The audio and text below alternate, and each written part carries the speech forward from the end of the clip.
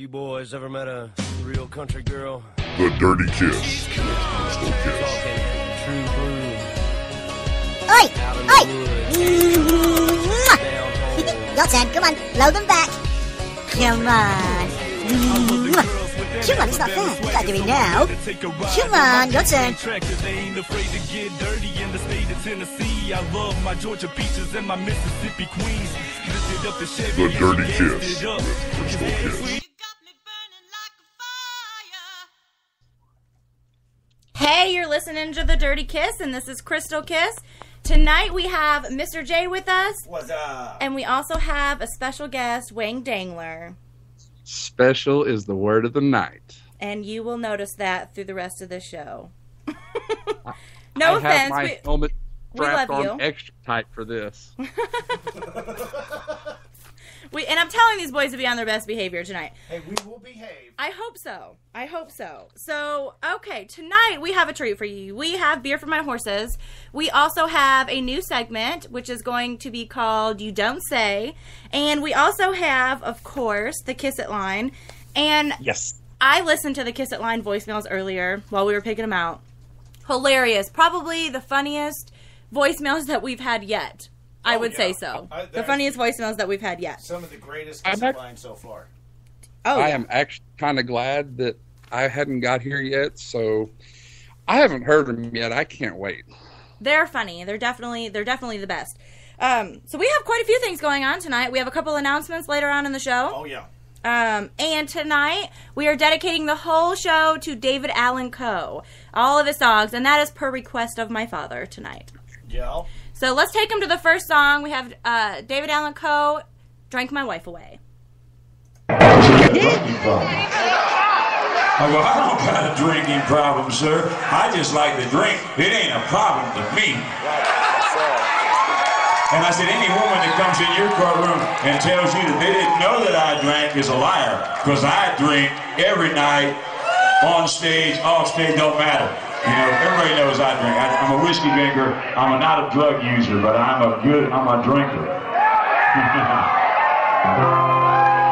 And this is what the judge said to me. He said, yeah, but this time you drank your wife away. I said, what did you say? He said, you drank your wife away. I said, man, you got a piece of paper and a pencil? He goes, oh, I forgot you were a songwriter. I go, well, let me just ask you something, sir. You just said this is the third time I've been before you, so I must assume that you're going to give this woman my children. He goes, well, yeah. And I'm assuming that you're going to give her the house? He goes, well, yeah. And the car? Yeah. And you're going to give her all the money in the bank and the life insurance policies, and I'm not going to have shit, right? He goes, yeah. I go, now, what else is there for me to do except write a great song about this experience so the next woman that marries me has something she can take when she decides to leave? Lately, I've been drinking too much whiskey. I've been getting drunk now every day. I can't sober up to face the heartache, knowing that I drank my wife away. She told me to stop drinking or she'd leave me. I never heard one word she tried to say. Instead of holding her, I held the bottle until I finally drank my wife away. So just pour me a double shot of whiskey. I'll be here till I drink up all my pay. Between Jim, Big George, Dickel, and Jack Daniels, I think I just drank my wife away. And now my fourth divorce. went before the same judge, and he said, came to me, he said, well, I see you're back before me again. I told you what was wrong, and I go, yeah, my answer is still the same, sir.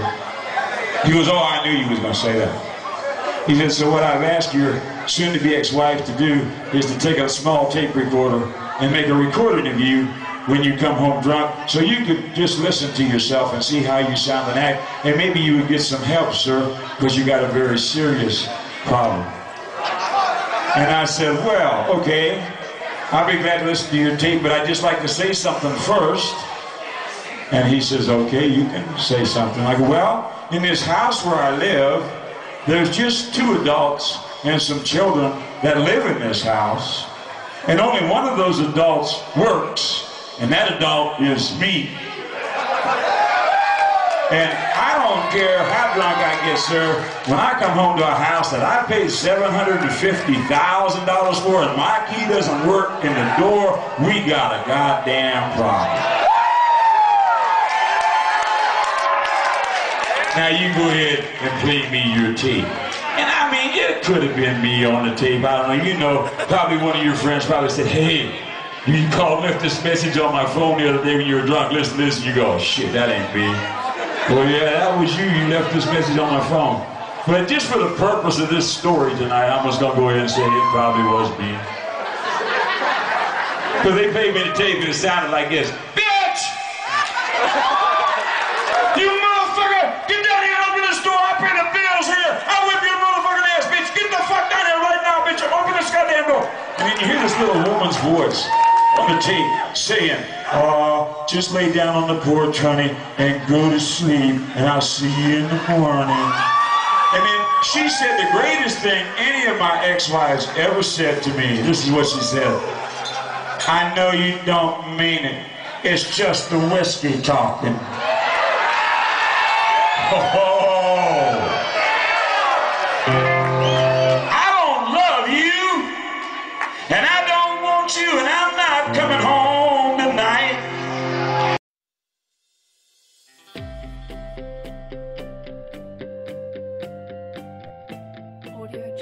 Hi, I'm Bob Wembley. Rosetta Stone has helped you learn such languages as Spanish, French, Italian, Nairobiese. Well, now the fine makers of Rosetta Stone come out with a new product to help you understand persons in your neighborhood. Hood Rat Ease. If you're having a hard time understanding the hood rats, whether it's at the workplace, on the phone, or at your local restaurant, get Rosetta Stone. Hood Rat Ease. Now I can understand the people I'm helping when I work at Kentucky Fried Chicken. Thanks, Rosetta Stone. Thanks to Rosetta Stone, I can now speak to my landscaping artists. Well, what Rosetta Stone's done for me, they helped me and Tyrone get that B&E case off when the public defender tried to get us. Thanks, Rosetta Stone.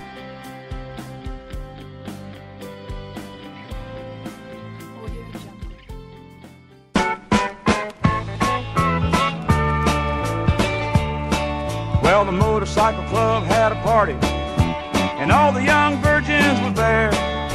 And I found a blonde with little bitty titties and a pretty yellow ribbon in her hair. And I told her the 3 biggest lies in the world, the ones my daddy first told me.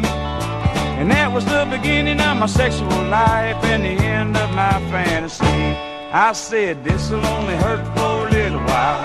I'll only put the head of it in. I promise that I'll never try to come in your mouth.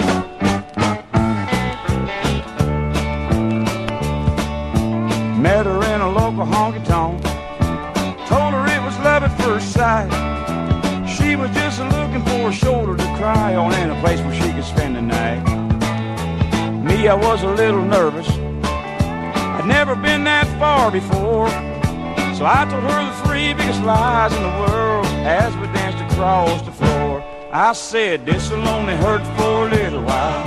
I'll only put the head of it in. I promise that I'll never try to come in your mouth.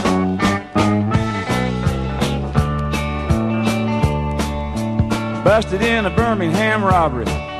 He didn't have no money for bail. local grand jury and the sheriff threw his young ass in jail.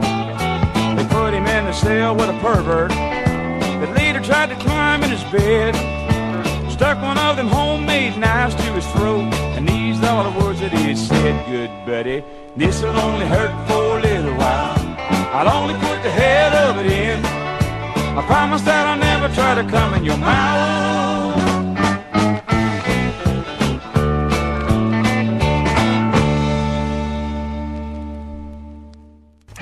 You're listening to TFOK Radio. TFOK Radio, the station that rocks the TFOK nation. And we're back! Every single time you think I would prepare myself. Okay, we are back on the Dirty Kiss. Mr. J is going to tell you every single time. I will beat him tonight, I promise. I'm going to start gagging you. I'm serious. Okay, so we had a little bit of David Allan Coe. We're going to go ahead and do Beer for My Horses now. You ready? I'm ready for it. We'll raise up our glasses against evil forces, singing whiskey for my men, beer for my horses. I love that song. It'll never get old. For those of you that don't know what Beer for My Horses is, this is drunk stories or stories that I found on the news of actual drunks. Wait till you'll get a kick out of this. Okay, so the first one that I found, this is Gambler Sues Casino, says he lost $500,000 playing drunk. That's the title of the story. Uh-huh. Somebody needs to try this out if this works. So, a gambler who lost $500,000 in 17 hours at Las Vegas Casino has claimed he should not pay his debt because he was too drunk. Mark Johnson, 52, from California, has sued Downtown Grand and claimed that they gave him free drinks and were leading... I can't talk again. I always start this off this way. And were lending him money while he was clearly drunk. In Nevada, it is illegal for casinos to allow visibly drunk guests to continue gambling. The U.S. business... Isn't that the whole point? It is the whole point. Okay, that's what I thought. Yeah. The U.S. businessman claims that after leaving the gambling tables, he went back to his hotel room and woke up the next day with no memory of his betting spree. Mr. Johnson, who previously owned car dealerships and was involved in real estate, started gambling on the night of January 30th and finally finished the next afternoon at the casino in downtown Las Vegas. He played blackjack for 17 hours and was served 20 drinks, according to the lawsuit. The businessman's lawyer, Sean Little, said that he had never heard of a gambler in Las Vegas being allowed to lose such a large amount of money while intoxicated. Mr. Johnson, an experienced gambler, was dropping chips on the floor, confusing chip colors and slurring his speech badly. And he was unable to read his cards and set his hands properly. Mr. Johnson's arrival in Las Vegas, he had been given credit in the amount of $250,000, and that was increased while he was gambling to $500,000, the lawsuit claimed. A Downtown Grand spokesman declined to comment on the lawsuit, which accuses the casino of negligence, reckless endangerment, fraud, and other wrongdoing. Mr. Little said he expects the casino to legally pursue Mr. Johnson for $500,000. Holy crap. Well, I mean, okay, I may or may not have been in the gaming business for, 10 to 15 years. I like how you threw it out there, may or may not. May or may not. But yeah, I mean, the general rule of thumb is you do not let a drunk person continue to gamble. It's just like being at a bar. If you're too drunk to be at the bar and they have to cut you off for service of drinks, same thing at the casino. If you're too drunk, they're supposed to cut you off and not let you gamble or drink anymore. Well, I understand that. They probably should have cut him off, seriously. But at the same time... See, I would... What was I that? would have known all this a while ago, because every time I've been to Vegas, them chicks come by and them little low-cut something or another. Would you like another free drink? Why, yes, I would. And I usually end up shithouse drunk, and I lose it all. Well, that's what happens when you get drunk. You do stuff like that. I mean, I get that. But if you're... I mean, the man sat there and drank 20 drinks, and then I had read a couple more articles on that guy before I printed this out, and he had drank... As soon as he got off the airport, or off the airplane, he drank in the airport. He was drinking on the plane. He drank in his hotel room with his girlfriend. Then they went out to dinner and drank. And then he had drank 20 plus drinks. If you can drink that much anyways, come on. Well, see, like, I'm going to Vegas on the 23rd. And I plan to follow pretty much that exact same plan. I'm drinking on the plane. I'm drinking when I get in the airport. I'm drinking as soon as I get to my buddy's house. And then I'm drinking some more. So when you go ahead and lose however much money you lose at the